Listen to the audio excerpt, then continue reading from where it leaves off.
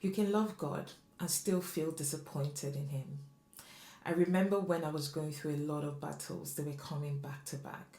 And I was reminded of the story of Job, and I also read in Ecclesiastes where he says there's a time and season for everything. But sometimes I think we try to create an explanation for every difficulty, but there isn't an explanation for everything, and there's some answers that I learned that I may never get, at least in my lifetime.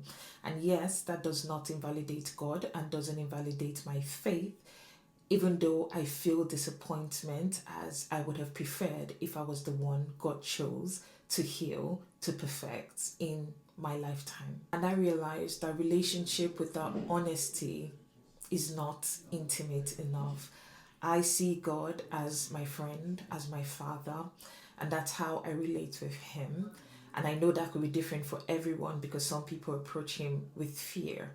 So I was able to express my disappointment, but in the midst of the storm, God created stillness, created peace, birthed in me purpose through a disappointing season. I'm also reminded of Jacob, who wrestled with God and said, I would not let you go unless you bless me.